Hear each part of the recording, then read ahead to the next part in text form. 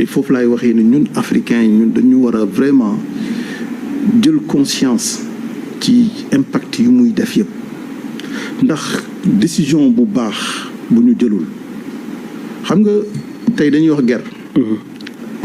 Mahfouz. jàpp nañ ni guerre moom moo lor moom moo ñu lor man jàpp naa ni guerre bokk na problème la ci réew mi mais xam nga lu gën a am solo ci wala lu gën a am doole ci yàqu-yàqu yi. mooy décision yu bon yu ñuy jël choix yu bon yu ñuy jël. ci ñu ñuy dénk yenn saa yenn responsabilité yi milliards yu ñuy perte kenn xamul nu mu toll. si c'est-à-dire yow te yelloo ak position bu ñu la war a jox ñu dénk la 100 milliards yooyu waroon dem ci 100 000 personnes xëy na ci 10 000 personnes lay dem et loolu moo laalee fépp.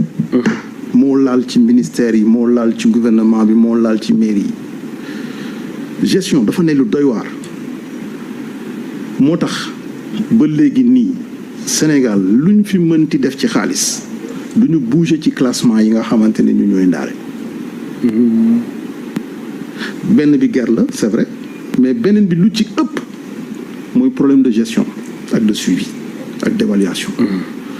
muy dinañ jël 15 milliards def ko ci projet boo xamante ni 2 ans la waroon def projet bi def 5 ans terre baa ngi ni waaye doublé nañu wala triplé nañu parfois wala def nañu rallonge budgétaire ci xaalis boo xam ne dafa waroon dem ci hôpital dafa waroon dem ci école buy jàngi dafa waroon dem ci parent boo xam ne dafa waroon fay te fayul.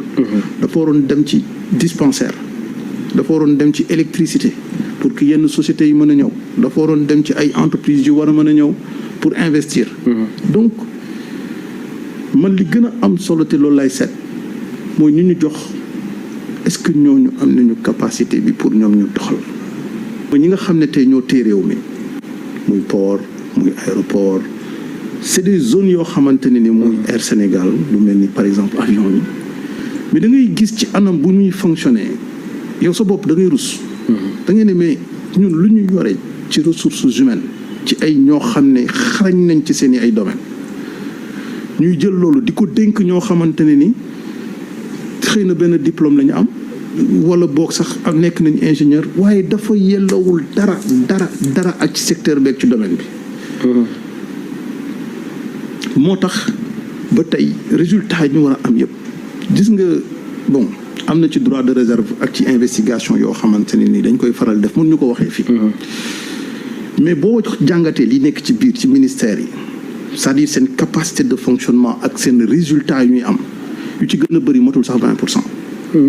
ci ressources ñoom yu ñuy joxe.